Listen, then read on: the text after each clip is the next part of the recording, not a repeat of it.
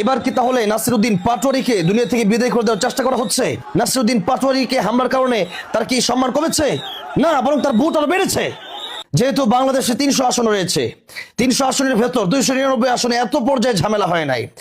299 আসনের এমপি পদপ্রার্থীদেরকে দুনিয়া থেকে বিদায় করে দেওয়া হয় না, কিন্তু এই ঢাকা 8 আসনে আমাদের উসমান হাদি ভাই এমপি পদপ্রার্থী ছিলেন এবং সেখানেই উসমান হাদি ভাইকে দুনিয়া থেকে বিদায় করা হয়েছে।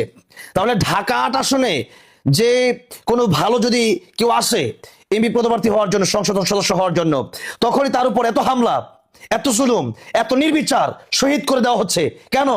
ডালমে কুচকালা হয়। সারা দেশে এত পরিমাণ ঝামেলা হচ্ছে না, এত পরিমাণ নির্যাতন হচ্ছে না প্রার্থীদের উপর ঢাকা 8 আসনে যে পরিমাণ হচ্ছে। তাহলে ঢাকা 8 আসনের প্রবলেমটা কোথায়? নির্বাচন তো হবে কথার লড়াই। এখন তো এমনটা হবে না যে একজন হামলা করবে। যেই পরিমাণ হামলা শুরু হয়ে গেছে, আজকে নাসিরউদ্দিন পাটোয়ারি ভাইয়ের উপর যেভাবে হামলা হয়েছে, এটা তো তিনি তো একজন জুলাই যোদ্ধা, আমাদের দেশের একজন রত্ন, তার উপরে এভাবে হামলা হওয়াটাকে আমরা দুঃখের সাথে দেখছি। সারা দেশে এভাবে যদি হামলা হয়, আজকে শরীয়তপুরে এরকম একটা ঘটনা করেছে যে আমাদের কর্মীদের উপর দেখলাম কিছু লোকজন হামলা করছে।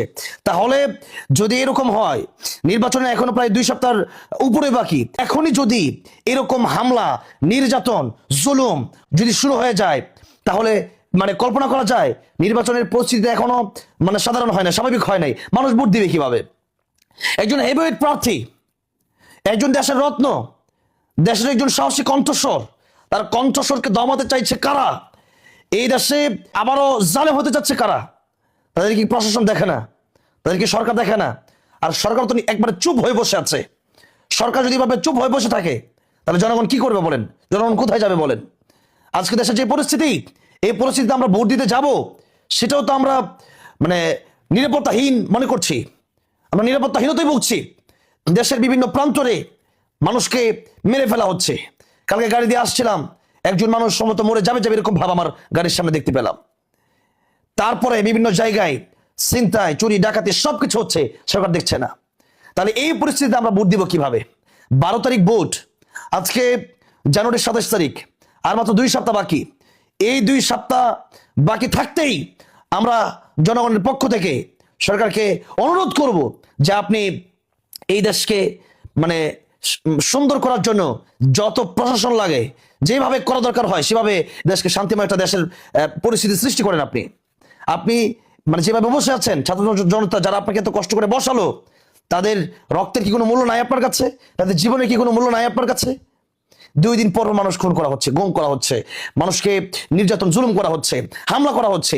এমন একজন ব্যক্তিত্ব, আমরা উসমান হাদি ভাই চলে গেছেন, তার পরবর্তী একজন সাহসী ব্যক্তি পেয়েছি নাসিরউদ্দিন পাটোয়ারিকে। এই লোকটাকে আপনারা যেভাবে হামলা করেছেন, এই হামলার কারণে কি তার সম্মান কমেছে? নাসিরউদ্দিন পাটোয়ারিকে হামলার কারণে তার কি সম্মান কমেছে? না, বরং তার ভোট আরো বেড়েছে। কারণ অপপ্রচার, জুলুম, এগুলো মাজলুমের জন্য বড় হওয়ার, মাজলুমের জন্য উপরে ওঠার অনেক বড় সিঁড়ি। আজকে আপনারা যেভাবে জুলুম করেছেন, যেভাবে হামলা করেছেন, এটা আপনাদের ক্ষতি হয়েছে। যারা হামলা করেছেন, যারা জুলুম করেছেন, যারা এই দৃশ্যটা দেখিয়েছেন, আপনাদের ক্ষতি হয়েছে। আমরা এর তীব্র নিন্দা ও প্রতিবাদ জানাচ্ছি এবং আমরা এর একটা সঠিক একটা ফয়সালা আমরা দেখবো ইনশাল্লাহ। এবং আগামী 12 তারিখে জনগণ ঠিক করবে ইনশাল্লাহ কারা জালেম আর কারা মাজলুম, কারা জনগণের পক্ষে, কারা বিপক্ষে, যারা ইনসাফের পক্ষে, যারা মানুষের পক্ষে, যারা দেশের পক্ষে, তারা এবার ক্ষমতায় যাবে ইনশাআল্লাহ।